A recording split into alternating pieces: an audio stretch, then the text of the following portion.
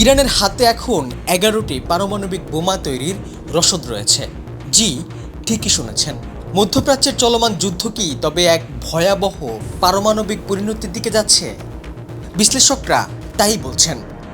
সম্প্রতি ইসরায়েলি এক উচ্চপদস্থ সেনা কর্মকর্তা দাবি করেছেন, ইরানের কাছে বর্তমানে 60% সমৃদ্ধ প্রায় 400 কেজি ইউরেনিয়াম রয়েছে, যা তাত্ত্বিকভাবে 11টি পারমাণবিক বোমা বানানোর জন্য যথেষ্ট। ইসরায়েলের মতে এই ইউরেনিয়াম ইরান থেকে সরানো না গেলে দীর্ঘ 40 দিনের এই সামরিক অভিযান সম্পূর্ণ ব্যর্থ হবে। কূটনৈতিক সমাধান না হলে আবারও কি ইরানে বড় কোনো হামলার পরিকল্পনা করছে ইসরায়েল? এই সেনা কর্মকর্তা তাই ইঙ্গিত দিচ্ছেন। তিনি বলেন, পারমাণবিক লক্ষ্য অর্জিত না হলে ভবিষ্যতে আবারও সামরিক পদক্ষেপ নিতে দ্বিধা করবে না ইসরায়েল। বিশ্ব কি তবে আরেকটি পারমাণবিক উত্তেজনার দ্বারপ্রান্তে? আলোচনার টেবিলে কি সমাধান আসবে, নাকি যুদ্ধের দাবানল আবারও ছড়িয়ে পড়বে?